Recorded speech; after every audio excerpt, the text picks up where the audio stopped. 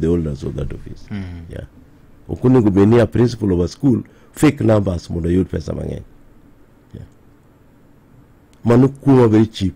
Ma should not be allowed. Samukuru wuoyo gi members ma ukaka Kuppet. Jopuonj nyiso ni challenge en mane? 100% transition ni koso poor funding model mikone sikunde koso enang'o mamiyo samoro nitie paro moro ni inflate ga figures mag students enrollment. Bika gima timore in this country. Nitie greed. Mamano mana ich lach mang'eny.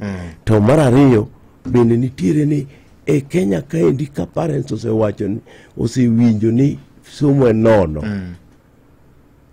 To gin their part of gidwa timo. Okidwa timo their part. Kuru the principal be oknyalo school. Nikech county director of education biro penji nang'o miloro school. To pesa onge. Kuru nyako manyo wimo manyo go pesa. A leader must be very creative. No money creativity. Ibro gives me think outside the box. You think outside the box. Koro jopuonj madongo think outside the box to mondo gri ten nyithinde sikul. Mondo gri ten school.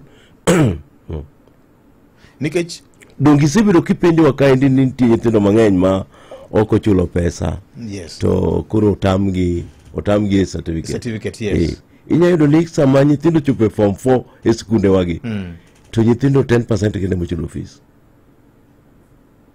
An janyuol e sikul moro. Yes.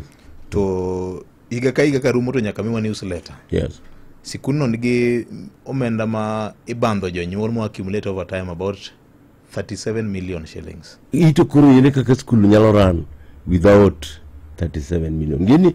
Gini pesa ma skul ka skul ogoyo e budget onego beni itiyo kode te by the end of the year. To ka ogiyude mo bido gowi to ngeche ni 37 million no nitie ng'at marito madwa peyo skul. Koro thupuonyo mang'eny uluoro pecho no. Koro mung'e neno ka samoro numbers gi bende nyaka gimedi. Maka by luck giyudo 30% mar 50%. Yes. To wacho ni koro chulgo gowi tanyalo pusgo the term. Kata nindi wan gi jopuonj ma negi conditions mag health mobedo ma created because of the nature of schools magiran. Yeah. Pressure ng'eny kuom gi Pressure ng'eny. nikech suppliers bende bandho gi pesa. Yeah. To parents be dwaro results. Education officers wacho ni ang'o midwaro school.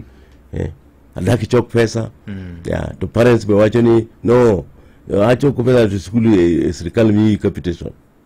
Nitie guideline mane sirikal no kelo king'iyo chik mar Basic Education Act ma wacho kaka new levies onego beni bedo imposed.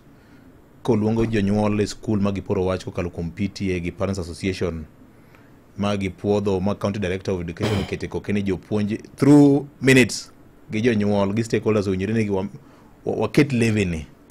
Victor, chik no e onyap. Policy no onyap. Onyap nikech en mosebedo abused. Iyudo ka so many parents wacho ni ne ok gibedo consulted. Nikech iyudo ka kata executive PTA odhi obedo gi the principal to giwacho ni wachajo kata gioro ne parents. Yes. Kata parents ok nyal. Nikech kaendi bende democracy kaendi kiketo a lot of democratization to bende gima nyalo timore onge. Yes. Kadro nyo kalama 20 bob nyaka idhi public participation public. Winjo gino. Koro chik no endo nyap kabisa. Kunde moko motiye iyudo ka jonyuol ywak kabisa. To tiyo mana skunde moko madongo to kendo manitiere within towns. Many people understand.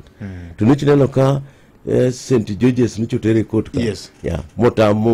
Motam gima ni ok nyal chayo pesa. Yes. The people are becoming aware. Jonyuol ong'eyo ratiro margi. Ratiro margi. Yeah. Tiyudo ni jogo ne ok oyiene jogo ni mondo charge to ok gimiyo kata corresponding letter.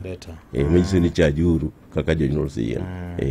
Nikech king'iyo kuonde moko giketo keni iluongo ni teacher kiana ng'o allowance. Nitie pesa moro ma ijugo mang'eny. Motivation allowance mag jopuonj. Mago gila raw kanye thothne gigo ndo konyo mana nyithindo. Yeah. Gila raw ni jopuonj bingi no wado motivate bet kai. Okay. To the issue any quite a number of parents okochulo fees koro maendi ming'iyo go rims of full scarf and so on. Yeah. Okay. Yeah. Jopuonj nyaka jotend sikul nyaka think outside the box. Thinking outside the box now is even criminal now. Koro gitim nang'o?